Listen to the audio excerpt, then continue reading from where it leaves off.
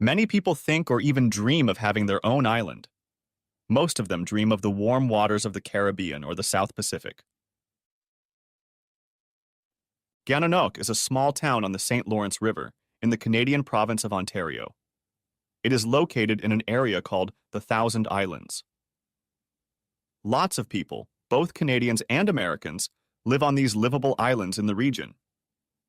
Not that some of these islands don't compare favorably to those in the Caribbean or South Pacific, for some of them have real, honest-to-goodness castles.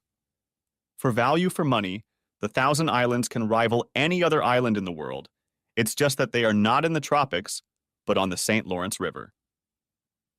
The most popular story about the Thousand Islands has to do with the salad dressing of the same name. Allegedly, the condiment was developed by one of the housewives of the region. It later came to the owner of a famous New York hotel, who introduced it to the hotel menu around 1890. However, there is no written evidence that this story is true. I made my living driving a truck. We delivered freight to 48 contiguous states and Canada. I worked for a medium-sized company with about 100 trucks. All the drivers had a choice of long-haul, regional, or local hauling. Every time one of us went on a long-haul trip for a week or longer, we had the choice of staying in the local region for a week to spend time with family or going back to long-haul. We were also able to take our wives on the road with us on occasion. Most trucking companies across the country and Canada leave their drivers on the road for weeks at a time. There are a few professions that are hard on families. The military is probably the hardest, followed by trucking and law enforcement.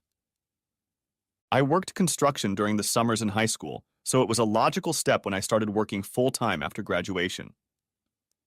By the time I was 23, I was a pretty decent carpenter. When I was 19, I met an office clerk at a commercial bakery. Her name was Julie Simpson. My name is Scott Mann.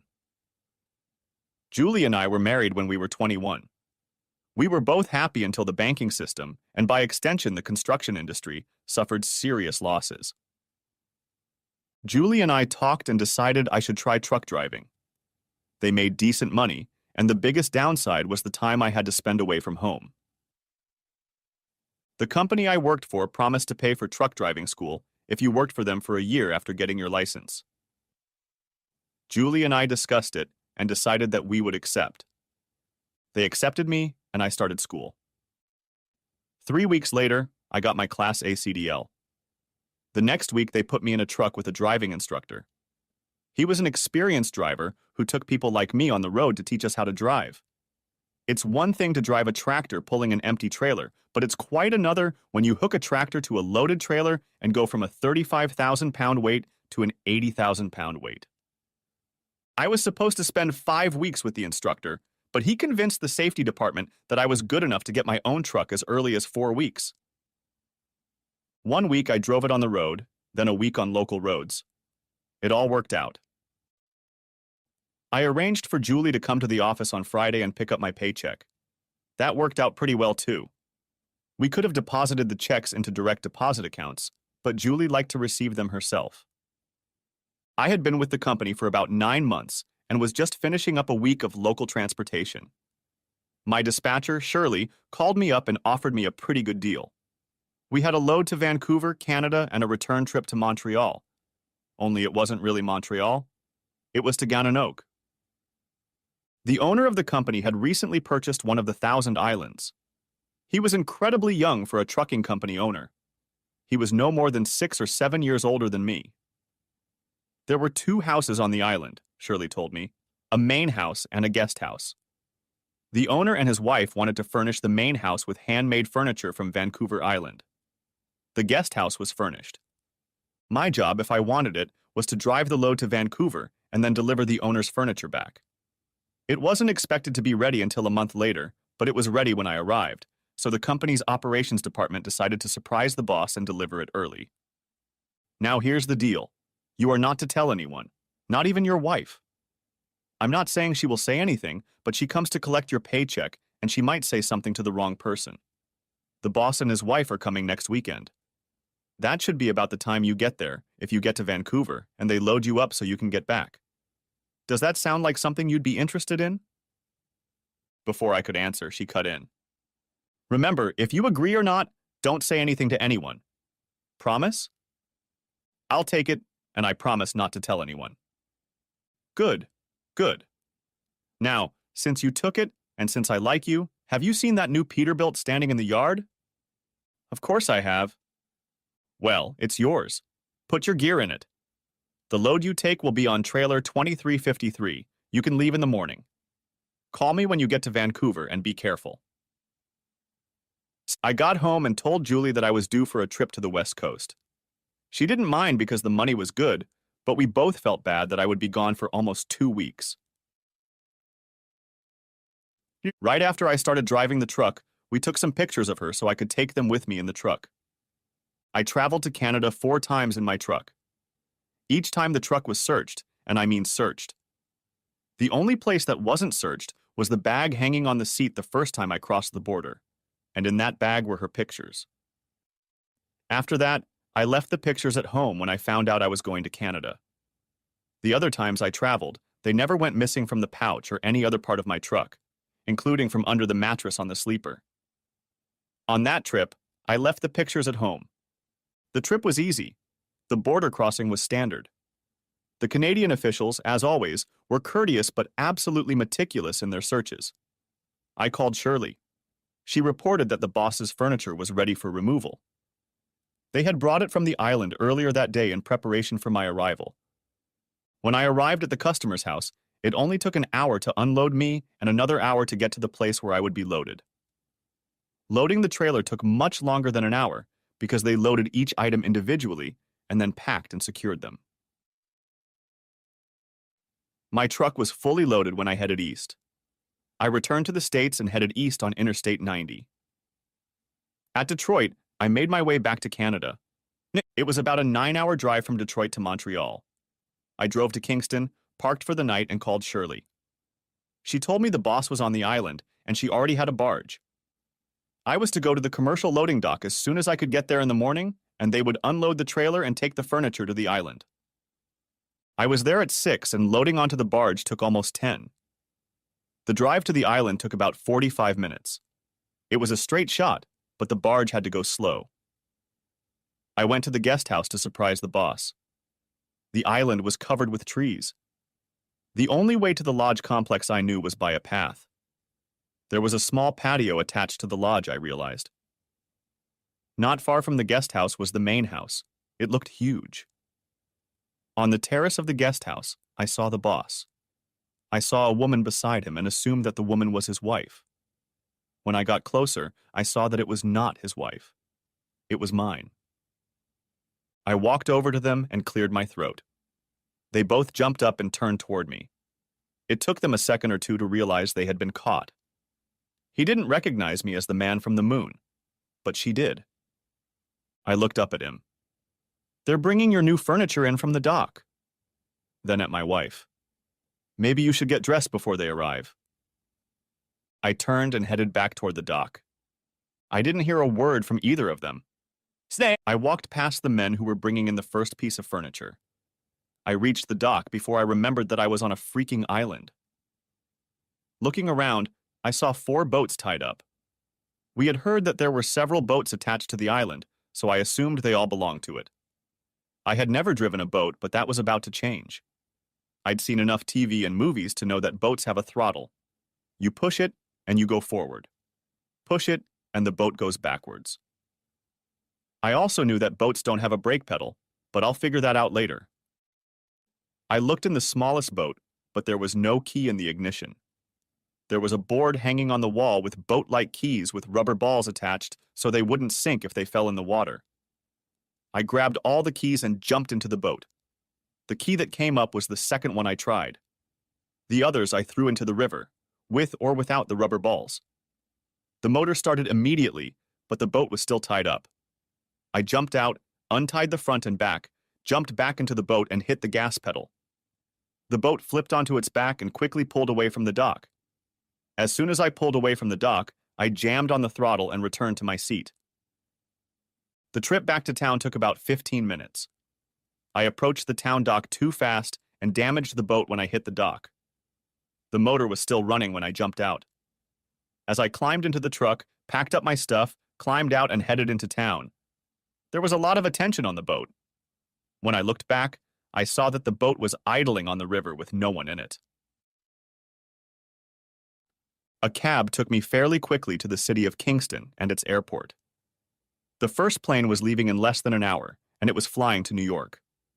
I bought a ticket. My phone rang, and I looked to see that it was Julie. She had left one message. "Call me, please," I called Shirley. "Good morning, Scott. Did you make it?" "How long, Shirley?" "How long what?" "How long has he been entertaining my wife?" "What are you talking about? My goodness. Is she there?" "She's in there. She's fine. How long?" "About 3 months. I'm really sorry, Scott. His wife had to be there, or I never would have sent you." "So you would have sent me somewhere knowing the boss was entertaining my wife. Who else knows, Shirley?" "Just the two of us, Joey and me." "Thank you, Shirley. Thank you so much." "Wait, where are you? What are you going to do? Wait, it's on the other line. I'll be right back." "Screw you." Now I knew why she didn't want me to tell Julie about the trip. She'd tell Bradley, and there would be no surprise. Especially not the kind he'd just had. The airport was small, and I could see everything and everyone coming and going. I kept expecting her or him to be about to show up, but they weren't. The flight didn't take long. We landed, I rented a car, and drove home for 4 hours. She wasn't there. So yeah, all the way home, I couldn't stop thinking about what I was going to do. My phone rang again, and she left another message. "Scott, if you're home, I'm on my way. Please don't do anything until I get there and we talk. We've never had sex, Scott. Please believe me." Jesus Christ. She couldn't think I was stupid enough to believe that. Could she? At our apartment, I loaded my pickup truck with everything I needed, walked to the terminal, and calmly entered the operating room. Both Shirley and Joey were there. Seeing that it was me, neither of them looked at me. "How much money do you owe me, Shirley?" "Scott, me." "Write me a check for everything the company owes me. Now." "I'm sorry, Scott. Mr. Bradley asked me not to give you anything until he talks to you." "Shirley, you owe me. A lot." "He said you wrecked one of his boats." "What else did he say? Did he brag about entertaining my wife behind my back? Did the four of you have a laugh at my expense? Did Julie come here and tell you to keep me on the road as long as possible so she could entertain Bradley? Write me a check, Shirley, and I won't destroy the whole goddamn office." It only took her a couple minutes to figure out how much I owed, and she called the disbursement office and told them to write me a check. I got out and went to the disbursement office. They already had a check ready. I looked at it. "I've changed my mind. Please transfer it to direct deposit." "But Scott." "Direct deposit, now please." I gave them my routing numbers, and they got it done. Bradley couldn't stop the direct deposit payment. Then I drove to Bradley's house. We were there for a picnic one day. My wife had probably been there for more than just picnics. Mrs. Bradley opened the door. She looked and acted like she was sick. "What can I do for you?" she asked. "My name is Scott Mann, and I used to drive your husband around. I was taking furniture to your island this morning and found your husband doing something to my wife. I thought you might be interested to know. Have a good day." "Just a minute, mister. What did you say your name was?" "Mann. Scott Mann." "And what's your wife's name?" "Julie Mann." "Did you see her this morning?" "With my own eyes." "Are you sure?" "Good Lord, lady. Of course I'm sure. Do you really think I'd make up something like that about my own wife?" I walked to my truck and drove off, having no idea where I was going and headed for my parents' house. It didn't take me long to bring them up to speed. My mom always had a coffee pot ready, and she offered me a cup. I took it. Soon I was already stretched out on the couch. I closed my eyes. The next thing I knew, I heard my dad's voice. "Julie, get off my porch or I'll call the police." "But I need to talk to Scott." "After what you did to him?" asked Dad. "Absolutely not." "But he doesn't understand." "Oh, I think he understands all too well. You've been sleeping with his boss for 3 months. What's so hard about that?" But he doesn't know why. Of course he does. You're a fickle bitch, that's why. Now get off my porch. She started screaming my name. Scott, talk to me, please. Scott, give me a chance to explain, Scott. Scott? It was a long day, and soon I was asleep again. The next morning I woke up early and went to my truck. I had no idea where I was going, but I had to go somewhere. I opened the door to get in the truck and saw Julie sleeping in the seat. She got up when she heard the door open. I started to walk away, but she grabbed my arm and pulled me back. Please, Scott, listen to me. I didn't have a choice. Don't give me that shit. You're either having fun with someone or you're not. Scott, just give me a chance. I repeat, you're having fun with him willingly. Okay, yeah, but... Besides, you lied. We've never had sex. Jesus. Did you really expect me to believe that? Get out of my truck. She didn't budge, so I took her hand and pulled her out. I was in it and out before she could get her ass off the ground. I went to a fast food restaurant in town to get some breakfast. I ordered one of their breakfasts. I took the food to the table, sat down, and started eating. When I was done, I went to the bank and split our money. My phone rang repeatedly, and several people left messages. My former employer, Ernest T. Bradley, left too. Call me and let's talk, or I'm going to sue you for wrecking my boat, and then you're going to jail for threatening my employees, and don't think I won't do it. That was his first message. Look, I entertained your wife. Get over it. It happens every day. She's not the first wife I've done this to, and she won't be the last. Swallow your pride. It's what she likes and wants, so give it to her. If you don't, maybe I'll keep doing it. Now get your ass back here and bring my truck home, or I'll report you for stealing it. Besides, you'll have to drive for me for another 3 months to pay for truck driving school. That was his second message. God, what an asshole. So he was still in Canada. I called his wife to see if I could meet with her instead of rushing to his house like I had before. She agreed, and I listened to his messages for her. She had felt bad before, but after she heard him, she felt even worse. I wasn't sure I believed you at first, but I do now. I'm going to burn his ass. Can I get a copy of this message? We made her a copy. What are you going to do with your wife? She asked. Get a divorce, of course. Only I don't know how to do it. That's easy, she said. Find a good lawyer and put him in charge of the case. It sounded so simple. I walked out of her house and back to my parents. They asked me what I was going to do too. I told them the same thing I had told Mrs. Bradley. My father, in turn, repeated word for word what she had told me. I was convinced, so I started looking for a lawyer. Again, I had no idea where to start, so I started with the 5s in the phone book. I got to a 2 before I found my man. David Dennison and I hit it off right away. Everyone in his family had been a trucker, including himself, until he flipped his car over and ended up paralyzed from the waist down. He graduated law school in a wheelchair. He was the only member of his family not in the trucking business, but they all knew Ernest T. Bradley and respected him.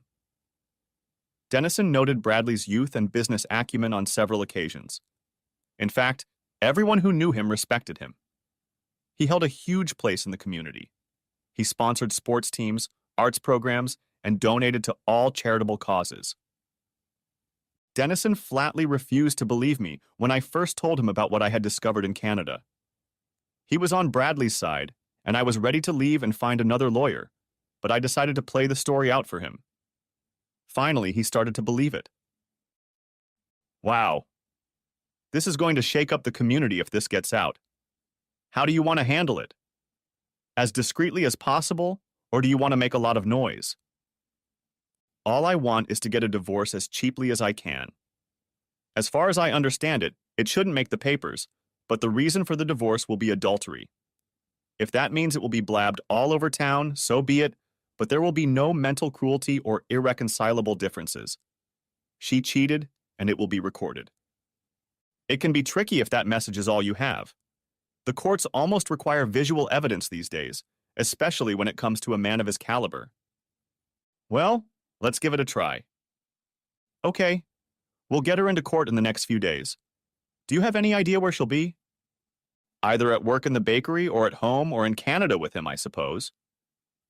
Well, we certainly can't serve her in Canada, so we'll try to serve her at home or at work. That works for me. You can reach me on my cell phone or at my parents' house. I was tired of living with my parents, so I spent the next few days looking for my own apartment. I found one that wasn't the swankiest or the best in town, but it was mine. A week later, Julie got a job. My father owned a small welding shop. I had never shown any interest or inclination in welding, but that was beginning to change. He talked me into going to work with him, just to get me out of the apartment. Both he and my mother thought I was spending too much time cooped up. I thought about going to work for another trucking company, but I never felt much enthusiasm for it, or anything else for that matter. So I went to a welding shop. My dad had a pickup truck with portable welding equipment and mostly just did repairs. Once in a while, a customer would ask for something special, and my dad would make it. Julie tried to talk to me a few times, but after she was sued, everything went through our attorneys. Our first meeting was about a month after she received the summons. Her attorney, of course, tried to get the adultery charge dropped. I flatly refused. Bradley was named in the divorce petition, and Julie was desperate to keep his name out of the divorce case because of adultery. It could ruin his reputation in the community. He doesn't deserve that, she argued. I exploded. Are you serious? He's a wife-stealing scumbag, and the whole community needs to be told about him. Julie jumped up from her seat. If you treated your wife better, she couldn't have been stolen. An argument broke out between us that could only be ended by sending us to different rooms. When we cooled down and were back in the same room, she tried again to get me to delete his name. I'm not going to do that, so forget it. Why are you? Why are you trying so hard to protect him? Are you planning on marrying him? Are you still having fun with him? For your information, he and I are still dating, so yes, I am still having fun with him. Her lawyer just put his head on the table, groaned, and without raising it said, You just admitted in front of your husband and 2 officers of the court that you committed adultery. That's probably the worst thing you could have done. At this point, I don't care, she said, then turned to me. To answer your other question, I will say that yes, I am going to marry him, as soon as he's divorced. So you think he loves you? I asked. Of course. I put my phone down on the table and listened to his message. He didn't mean it. He was just pissing you off. I laughed, watching Mr. Dennison pull an envelope out of his briefcase and hold it out across Julie's desk. Her lawyer intercepted it, opened it, and pulled out the contents. He read the enclosed note, then looked through the photographs one by one. He handed the package to Julie. She looked through the photos first, then read the note. Mr. Mann, these may help you in your divorce. The first 5 were taken on the island 3 weeks ago. This woman is the wife of his hairdresser. She left her husband to spend the weekend with my husband. The next 6 were taken at our house last week. I was out of town with my parents. This is the woman he picked up at the bar. I have no idea if she is married, and I don't care. I don't know her name, and I doubt my husband does either. She was just another piece of ass, just like your wife. The letter was signed, Cynthia. All of the pictures showed Bradley and the 2 women. Julie put the pictures back on the table, got up, and left the room. I didn't see her again until we got to court. We divided everything up. She got half of our money, her jewelry, china, silverware, and clothes. She stayed to live in our apartment. Bradley's fall from grace was very swift in the community. His reputation was ruined, and the 3 sports teams he sponsored ceased to exist. Cynthia got half of all the assets they had, which meant she owned half of the trucking company and their house. The island in Canada only went to him because she didn't want it. He sent my lawyer a bill for the truck driving school tuition, accusing me of quitting without honoring the terms of our contract. Mr. Dennison immediately sent him a letter telling him to kiss our mutual asses. Cynthia called to tell me to ignore the letter and asked if I wanted to return to work as an operations manager for a trucking company. I was tempted, but turned her down. Over the next year or so, I discovered that if I put in the effort, Thanks to my father's patience and teaching ability, I could cut some pretty good beads out of metal. I also realized that I enjoyed doing it. I've dated girls, but I've never had a long-term meaningful relationship. Once or twice I saw Julie, and we always acknowledged each other. Bradley's trucking business was sold, and I never saw Cynthia again. But I did see Bradley occasionally. I knew him, but I'm sure he wouldn't have recognized me as the man on the moon. When I worked for him, I was one of hundreds of drivers, and he only saw us occasionally. While learning to weld, I discovered that I liked working with metal, so in addition to making repairs in the shop and using the truck for on-site repairs, I started making small things like weather vanes, small hinges for gates, and posts for mailboxes. My father and I rarely worked on weekends, but one Sunday afternoon I found myself working on a rather ornate weather vane. I was having trouble with its proportions, and I stared at it hoping the solution would appear on its own. I didn't hear the door open or close, but I felt someone's presence and looked up. It was Julie. Neither of us said anything. She stood for a couple minutes, then pulled up a metal stool and sat down. "Can we talk?" she asked. "I don't have anything to say." "Okay, just listen." She leaned forward. "I have no good reason to do what I did. You and I had a good life. We had enough money, a nice apartment. We loved each other. At least I think we did. So why did I suddenly decide to sleep with Bradley? The answer is both simple and complicated at the same time. I could try to blame you and say that you were away too often, because that was one of the phrases he fed me, and after a while I believed it. He also said you treated me badly when you were home, and after a while I believed that too. He said that almost every truck driver finds someone to have fun with on the road, and after a while, I mentally pictured you having fun with a waitress in the parking lot or a female truck driver. He also said that truck drivers never make enough money to treat their women properly, and after a while I became convinced of that. He was, and probably still is, a smooth son of a bitch, and I was just as gullible as he was. It didn't happen overnight. He worked on me for months. Then Shirley started working on me, telling me how well Bradley could treat me if I let him. She told me that she could control your movements, so I would never have to worry about you finding out. She also told me that Mrs. Bradley told her that she doesn't need entertainment as often as her husband, so she lets him sleep with different women because it makes him a better husband to her. She told me that Mrs. Bradley had to approve of the women he slept with, and that she only approved of me because she saw me when I went to get your checks. That lie sounds silly now, but it wasn't true then. I know it now. I sat back and listened. When I thought she had calmed down, I spoke up. "Why are you telling me all this now?" "I don't know. I don't think I wanted to tell you at all. Not the truth, anyway. I didn't want you to know what a fool I was. I always thought I'd make up a story that would be your fault, and I came up with a few lulls, but I could never tell you any of them. This afternoon as I was driving by your store, I saw you and stopped. I had no idea what I was going to say, only intended to say something if you would let me, but what I said turned out to be true. And what did you expect it to be? Only that you know it wasn't your fault in any way. It was all my own selfish desires and the made-up situations he created for me. I also wanted you to know that, believe it or not, I never stopped loving you. That's where I think you're lying. I don't think you can truly love someone and still lie to them or cheat on them. You've done both.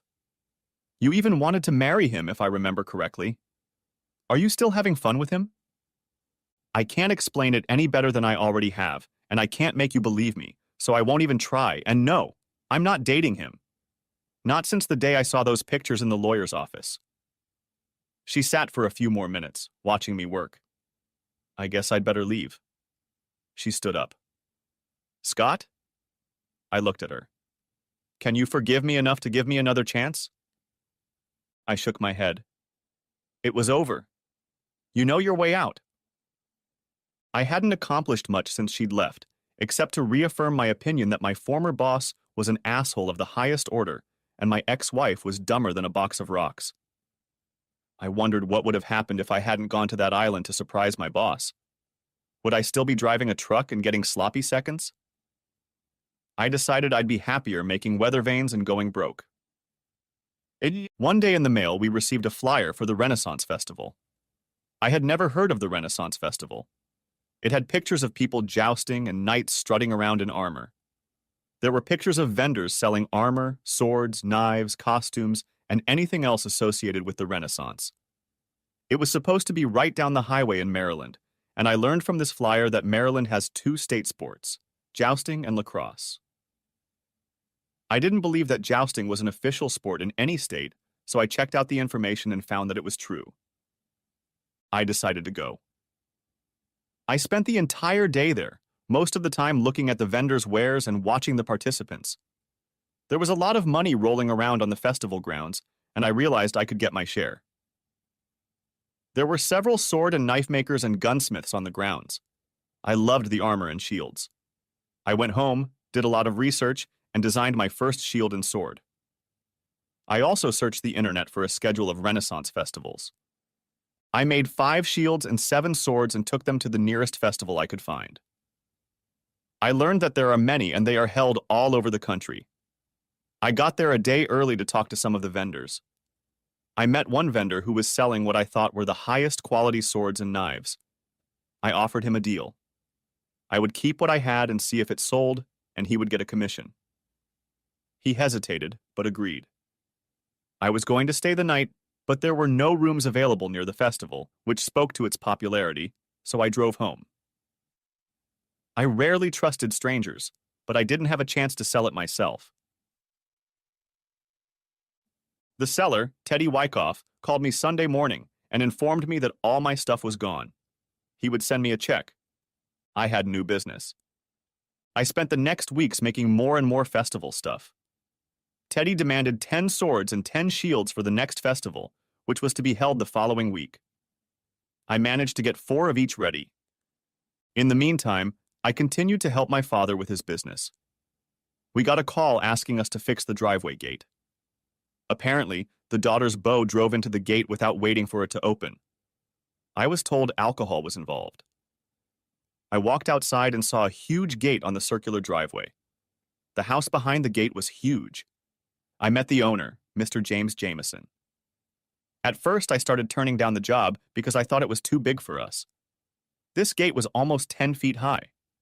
But I decided to give it a try. All it would cost us was time and some metal if I messed it up. I spent most of the day figuring out what tools I would need, and then went back to the store to see what we had that I could use. I found a couple tackers that I thought might work, and headed back the next day. I worked for about 2 hours and had already made some progress when a woman about my age brought me an iced tea. Her name was Hannah, and she lived here. It was her companion who had done the damage. I had my own food, but she came twice with iced tea and stayed to talk each time. It took 2 days of bending, twisting, straightening, and welding, but I fixed the gate. On the second day, Hannah came over with drinks and a sense of humor. I enjoyed her company. Around the same time, I became interested in armor. They were popular at festivals, and I wondered how to make them, how long it would take, how much it would cost to build, and finally, if it was possible to make money from them. I dated a woman I met at the library when I was doing research. We met at least twice a week and had fun every time we were together. However, this relationship, like others I had had, fizzled out after a few weeks. There was a movie theater in the mall. I rarely went to the movies, but one Friday night I was so bored I went. No sooner had the lights dimmed than Hannah and her boyfriend walked in. They sat down directly across from me, and his arm immediately went around her. Less than 5 minutes after the lights went down and the previews of upcoming movies came on, I heard Hannah. "If you touch me again, I'll cut your balls off." His arm went around her shoulder. She walked away and her companion begged her to come back. I followed them. I had to hand it to her. She didn't take any shit from him. I wasn't close enough to hear, but they were arguing. I decided to intervene, something I'd never done before. "I'm sorry, Hannah. Are you okay?" She looked at me. It took her a few seconds to recognize me. "No, I'm not okay. That asshole has more arms than an octopus, and I'm tired of fighting him off." Would you mind taking me home? Not at all. We started walking to my car when another guy approached us. Are you okay, Hannah? He asked. I am now. Do you want me to drive you home? He asked. She didn't even look at me before saying yes. They headed to his car without saying a word to me. How are you? As if I wasn't even there. I stood there and watched them walk away. I shook my head and went home. A few days later, I was at her house. There was a railing along the walkway between the house and the pool that needed attention, so Mr. Jameson asked me to come back. Hannah saw me and came over to say hello, but never once mentioned the incident at the movie. I was a little annoyed at being completely ignored at the movie and was in no mood to chat. She took the hint and left. The next day, I came back with some spare parts. It was a simple, pre-made railing, so the spares were quite affordable. She was walking to the pool and stopped to chat. I pretty much ignored her. I'd enjoyed our conversations when I was working on the gate, but after the incident at the theater, not so much. Are you mad at me? She asked. Do you remember last week at the theater? I asked. You mean when I was with the octopus? Yes. And what was it? You asked me to bring you home. Do you remember that? Of course. And then what happened? Nothing. Jimmy showed up and brought me home. And you didn't see anything wrong with that? No, did you? Not if you didn't see anything, I guess. I picked up the hammer and started pounding on the metal just to make noise, thinking she'd go away. That doesn't make sense. I guess it does. She was growing impatient. I don't see the point. I looked her straight in the eye. That's the problem. I started hitting the metal again. She took the hint and walked away. It took the rest of the day to finish the railing. My interest in armor grew, and I did a lot of research on how it was made. I built my first suit and was very proud of it. I sent a picture to Teddy to see what he thought of it. Stick to shields and swords, he said, laughing. You're good in them. The armor needs some more work before anyone will buy it. A few days later, I was sitting at a local bar, drinking a beer and watching a baseball game, when Hannah sat down next to me. I'm meeting some friends for drinks. Would you like to join us? She asked. No, thanks. I'm fine as it is. She got up and started to leave, but hesitated. She looked at me. Are you ever going to tell me what I did to piss you off? If you have to, so much the better. Enjoy your drinks.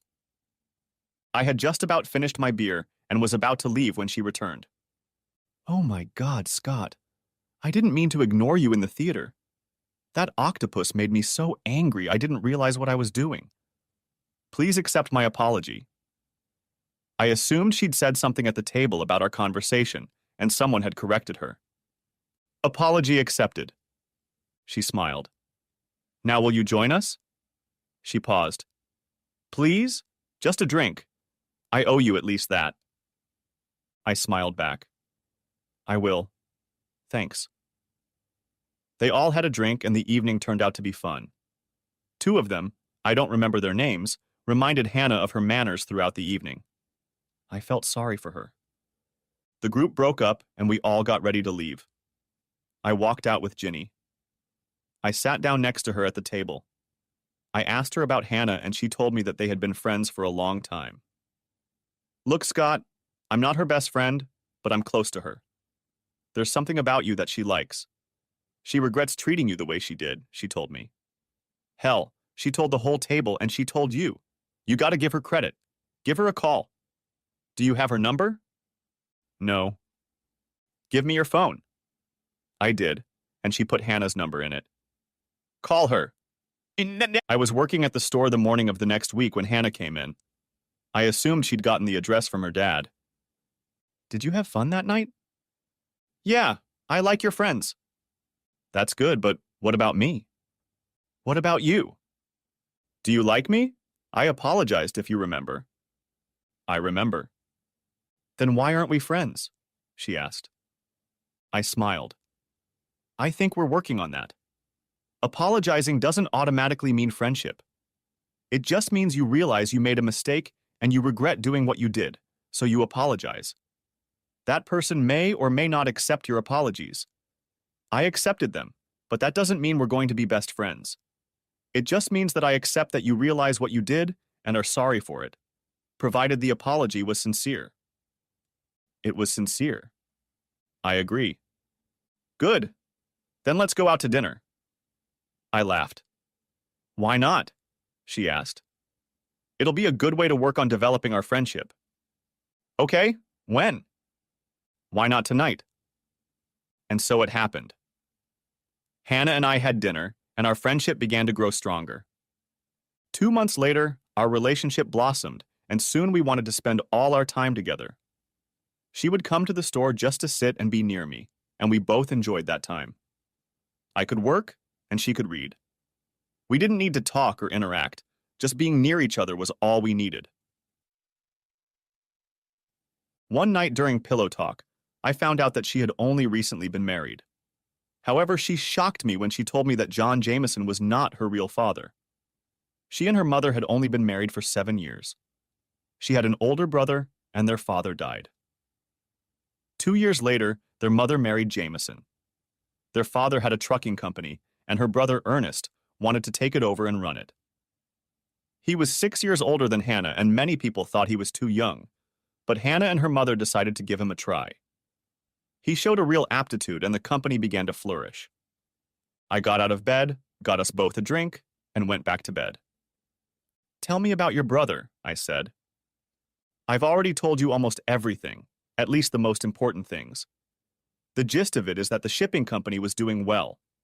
So well that he and my ex-sister-in-law bought an island in Canada. Then some bitch got her fangs into him, and he ended up divorcing and selling the company.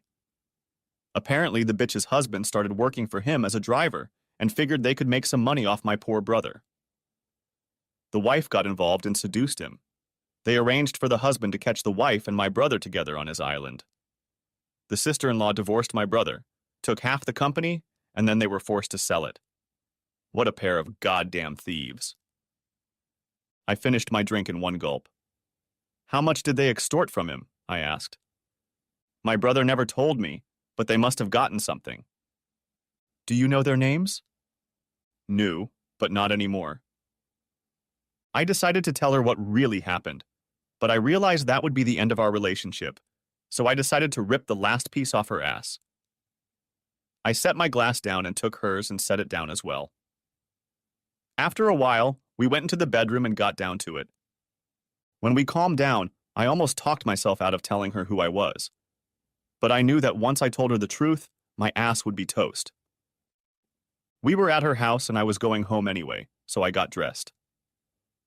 I sat on the edge of her bed, putting on my socks and shoes. The time came, and I started. Let's go back to your brother's divorce story. Was what you told me the official story or his version? He told me it was the official version. Why? Because it wasn't like that at all? What do you mean? So I told her the real story. About halfway through the story, she jumped out of bed and just stared at me. I ended by saying that the only thing Julie and I got out of it was a divorce, not extortion money. When I was done, all she said was, "You're lying. Get out." I'm not lying. It's the truth. She threw a pillow at me. You're lying. Get out and don't come out. With those words, I headed for the exit. I hated that it had ended like this. Life went on. I had another social stagnation, and there was no way I could find a way out of the state I was in. One night I felt like splurging, so I had dinner at a very nice restaurant.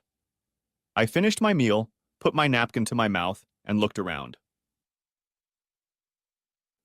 A few tables away from me sat Hannah and her brother. On their table was a small cake with candles on it. I signaled to the waiter that I was ready to get my check. He brought it over and I paid. I stood up and walked over to Hannah's table and sat down. They both looked at me like I was an alien. Her brother spoke first. "Are you sure you're sitting at the right table?" he asked, clearly not remembering me. "Yes. And I think you should tell your sister the truth about your divorce. She knows about it. Who the hell are you? But obviously she doesn't know the truth, so you should tell her the true version. Screw you. Scott, what are you doing? She was almost shouting. Get out of here! A waiter magically appeared. Is there a problem? He asked. This guy, Hannah said, pointing at me, came here uninvited and threatened my brother. I want him out of here. Of course, sir. I'm going to have to ask you to leave. I looked first at Bradley. You're a real creep. Then I looked at Hannah. I don't know why you never talked to his ex-wife, but go to the courthouse and look at my divorce record. Then you'll know the truth. Just get out of here, she said. I left and decided this was the last time I would see her. I worked in my workshop on the design of my latest hobbies. I was almost too busy to see her anyway. There was a festival scheduled for the following weekend. I took some shields with me, as well as samples of my axes and chainmail to show Teddy. He got me a vendor pass, and I drove through the entrance. When I pulled up, he was talking to a young woman dressed in period costume. I stood and waited while they talked. He looked in my direction, recognized me, and invited me to come over. Diana, this is Scott. Scott, Diana. He turned to her. Scott is the designer and constructor of some of our things, and I understand he may have some new products. Is that true, Scott? I laughed. It is. I pulled a few new items out of my truck. Both he and Diane looked at them like they were treasures. I couldn't take my eyes off her bodice. Every time she leaned forward, I leaned with her, hoping to see more, but it was too tight to let me see better. I spent a lot of time with them and even had dinner with them. Dinner was meat pies and iced tea from another vendor. I wanted to ask about their relationship, but there didn't seem to be a good time to do so. And there were plenty of other people around renewing friendships and contacts from other festivals. At least half the people were dressed in period costumes. Some men were acting out sword fights for their own amusement. These fights served as a rehearsal for the bouts in front of the audience that would begin the next day. I don't remember seeing so many people having so much fun. Teddy had a tent in the area set aside for vendors and reenactors, and I settled in with him for the night. When things settled down, I asked him about Diane. She and her sister are the organizers of this festival, as well as many others around the country. Everyone loves it when she comes. She and I have been friends for years. As a matter of fact, if you weren't here tonight, she'd be here. Oh shit. Why didn't you say something? I would have gone to the motel. No, you wouldn't have gone. Even if I'd let you, there wouldn't be a spare room for 50 miles. When the guests started arriving the next day, the reenactors were even more fun to socialize with, and Diane was a huge success, as always, as I was told over and over again. I spent the entire weekend with Teddy. Several times I occupied his stall while he and Diane retired to their tent. I had plenty of time to socialize with the other vendors and visitors. We sold everything Teddy had in stock, plus what I brought with me. It was a profitable weekend. I decided that I would travel to other festivals. The festival ended on Sunday. I helped Teddy dismantle his counter and pack up all the stuff. It was an 8-hour drive home, so he talked me into staying one more night. The next festival was 18 hours away. They could start setting up on Wednesday to open the festival on Thursday. I didn't think I would have enough time to do the chainmail, but I told him I would try. When I got home, I went straight to the workshop and got to work. It was getting late when I started yawning and realized I was tired. I hadn't slept much over the weekend. The clock showed that it was almost 2 in the morning when I left. By the time I got home, it was about 3. Not 5 minutes later, the doorbell rang. I opened the door, and Hannah literally fell into my arms. She smelled like alcohol. There were 2 police officers standing behind her. Are you Scott Mann? Yes. Does she belong to you? I know her, but she doesn't belong to me. Are you sure? She insists you're her boyfriend. Not even close. The last time I saw her, she called me a liar and kicked me out of her house, so I promise I'm not her boyfriend. Which wasn't entirely true. The last time I'd seen her was at a restaurant, but that wouldn't change anything for them. Okay, come on, Tommy, let's go pick her up. Tommy must have been his partner because he stepped forward and took one of her hands. Where are you taking her? I asked. To have her spend the night in the sobering up room. No, don't do that. I'll take care of her. Are you sure? No, but I can't have her spending the night in jail. I left her dressed and put her on the only bed I had. Mine. I slept on the couch, which was better than the air mattress in Teddy's tent, but I would have preferred my bed. Instead, there was a snoring drunk woman lying in it. I was about to fall asleep when I heard the sounds of someone's sickness. I jumped up and ran to my bedroom. It was too late for the trash can because it was strewn all over the floor. She looked at me, then felt the urge to throw the cookies away and did so. It took me about 2 seconds to decide what to do. I left the room and closed the door. I went to bed on my couch with a smile on my face. When I woke up the next morning, I opened my bedroom door and almost passed out from the smell. There was no way I could shower, shave, and dress in that horrible smelling room, so I went to work. I hadn't heard from her all day, and I fully expected her to still be asleep when I got home. I was wrong. She was gone, and everything was spotlessly clean. There wasn't even a residual odor of vomit.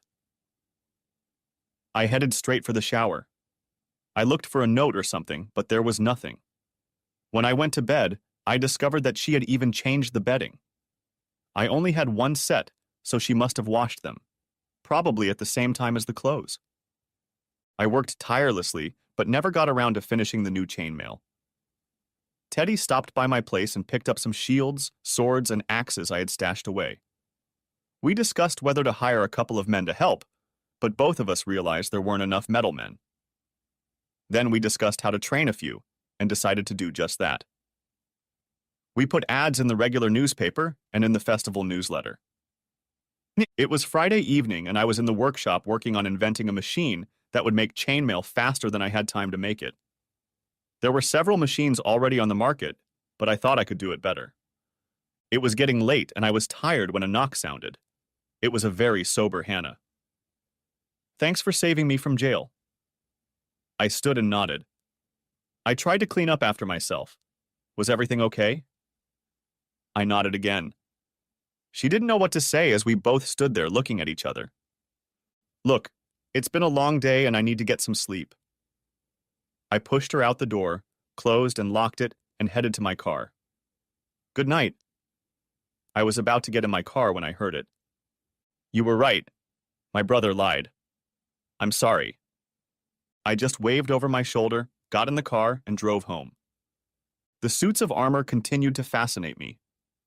After Teddy criticized the first suit I made, I did a lot of research and made another one that I used as a model for other suits. The work was labor-intensive, time-consuming, and very challenging, but I loved the activity. I felt I was ready to make my debut. I took it to the next festival and Teddy loved it. We could have sold it a few more times, but we wanted to use it as a sample of my work. People would look at it, comment on it, and if they wanted to buy one for themselves, we discussed what changes they wanted to make to their order. My festival life was good and profitable. I bought a trailer and carried tools and supplies with me so that when I moved from festival to festival, I could work on my wares. Sometimes I worked at a booth in front of visitors, sometimes in a vendor's private area. One evening between festivals, I was talking to my father and expressed my amazement that Renaissance metalware could be so successful.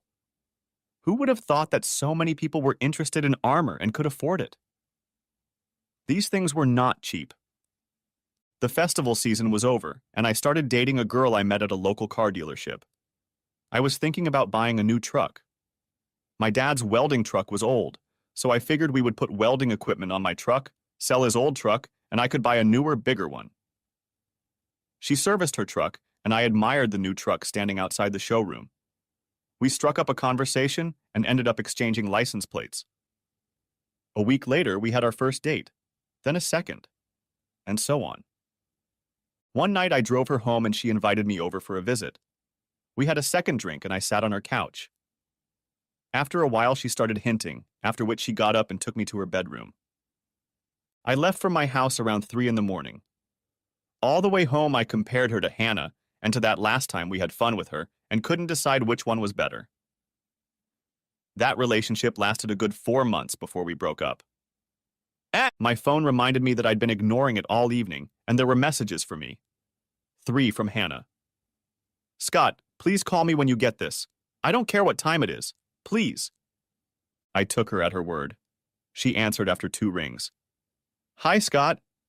Her voice was slightly tipsy. Did I wake you up? I think I was dozing off. I was trying to stay awake waiting for your call. Okay. I called. What's so important? I wanted you to know that my brother lied about his divorce. You were right, and I'm sorry. You've already apologized for that. Is there anything else? Yes. There was a pause. Can we see each other again? I miss you. Honestly, there's no way you and I can go out. Knowing who your brother is and that he had an affair with my wife? If we were in a serious relationship, we'd inevitably run into him and I'd always be uncomfortable. I'm not going to put myself through that kind of ordeal. I could see she was crying. I knew you were going to say that, but I was hoping you wouldn't. Goodbye, Scott.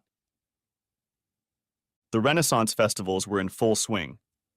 I arranged for a vendor pass, bought a tent and camping gear, and hit the road. Most of the time, I helped Teddy at his booth. And when I wasn't helping, I was working on creating new items to sell. Over the off-season, my armor improved dramatically, and we sold at least 1 costume at every festival. We could have sold more, but each one took a hell of a lot of time to make. 2 days after one festival closed, Teddy called and asked if I could work his booth at the next one. I told him yes. He was close to the festival site, so he brought his trailer with everything he needed. I loaded up my truck and left the trailer at home. I took his trailer. I worked on 3 festivals in a row and even made some signage while attendees watched. I was also able to work on my chainmail machine, and by the 3rd festival, I was demonstrating it as well. The next festival I was going to go to was near Philadelphia and lasted 11 days. It was one of the largest in the country. They usually run Thursday through Sunday, but this one started on Thursday, went on all weekend, the following week, and the next weekend. I spent 2 weeks at home working on materials for it, mostly armor. My father had become an expert on shields, axes, and swords.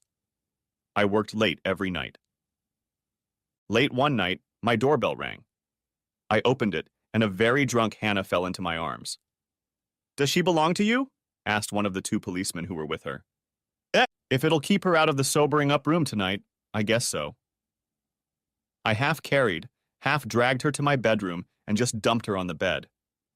I showered, shaved, put on my pajamas and took clothes for the next day, just in case she had a repeat and got sick. The next morning I looked in on a still sleeping Hannah. I was trying to decide whether to stay and try to talk to her or just leave it at that. I headed off to work. That night when I got home, the house was perfect again. She had even cleaned my kitchen. In the bathroom, the toothbrush and toothpaste weren't where they usually were, so I put them where they were supposed to be. The toothbrush was damp, as was the tissue on the sink. I pulled an enchilada dinner out of the freezer and put it in the microwave. I ate the dinner, but never tasted it. The next morning, I went to the Philadelphia Festival. I took with me all the materials I had for shields and chainmail. I planned to do a lot of demonstrations. The first day went great, and it only got better from there. The first Sunday, I had a crowd watching me practically all day. Teddy and I were both exhausted when the festival closed for the day. In the evening, the vendor area always had a festival atmosphere. There was food being prepared, music being played, alcohol being drunk, sword fights being rehearsed, costumes being repaired or tried on, and horses being groomed.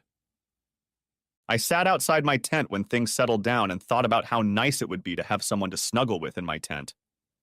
Hannah was probably available, but I just couldn't bring myself to call her. The crowds were almost non-existent on Monday, but the foot traffic was constant. No attendance records could be broken that day. It was the middle of the afternoon, and I was demonstrating how tedious it is to collect chainmail. I looked up and saw Hannah watching me. I continued the demonstration and asked for questions from those who were watching me. There were none, and people just walked away. Hannah stood next to me. "Do you like doing this?" she asked. "Yes, I like it," I replied. "You're good at it." She stepped back and disappeared into the crowd. I never saw her again for the rest of the show. My parents arrived on Wednesday and brought more shields and axes. I showed them around, and they didn't seem to be thrilled with what I was doing. I showed them where the vendors were set up, and my mom especially didn't like my tent. The rest of the week and weekend went very well. Both Teddy and I were pleased. Back home, I took the weekend off. When I got to the store, my dad was working on chainmail for me. I started telling him about my plans for a motorhome and a bigger trailer. The door opened and Hannah walked in. "It's been fun at the festival. My friends and I are going to go to the next one, which won't be far from here," she said. "We were even thinking of going in costumes." "Should be fun," I said nonchalantly. "Will you be there?" "Probably." Dad and I kept working and didn't look at her. "Can I come with you?" "Not too practical because I'll be there Wednesday through Sunday." "That's okay. We can get a motel room." "Not likely. They're sold out months in advance." "Where will you sleep?" "In a tent." "That sounds like fun. Maybe we could share?" "It's a small tent." "Small can be fun." Dad looked at me, grinned, and walked out. "Listen," she said.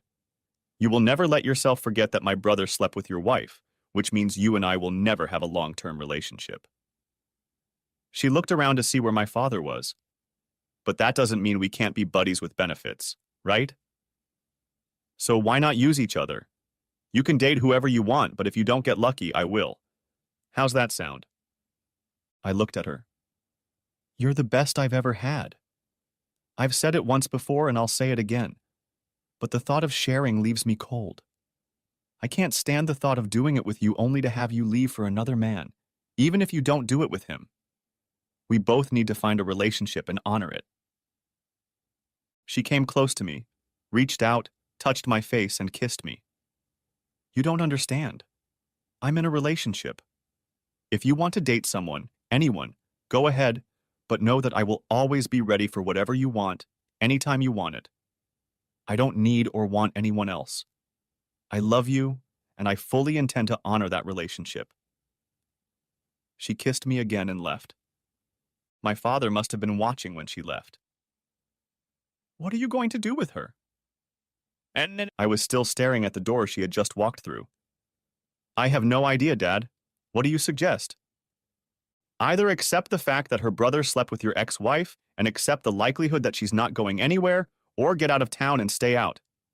This might be a good time to do what your mom and I have been talking about." "Which is what?" "We'll talk about it when we get home."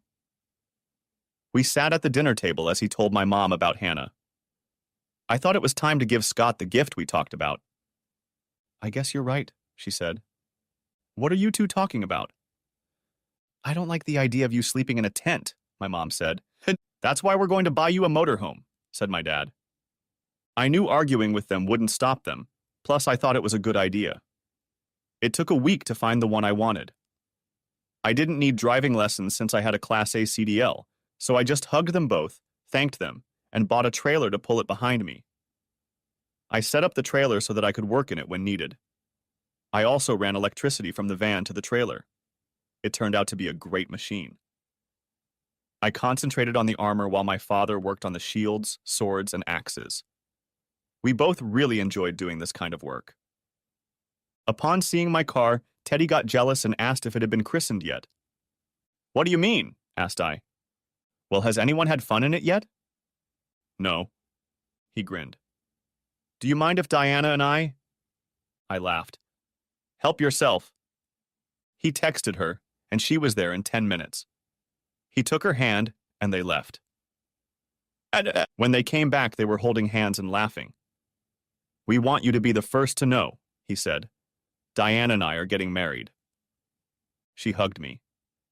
It was your RV that put him in his place, she said. Thanks. I didn't see much of them that weekend, but my RV smelled like perfume and something else. I'd been home for a week and Hannah saw the van and stopped by. I showed her around and she was impressed enough. It's much bigger than a tent, she said.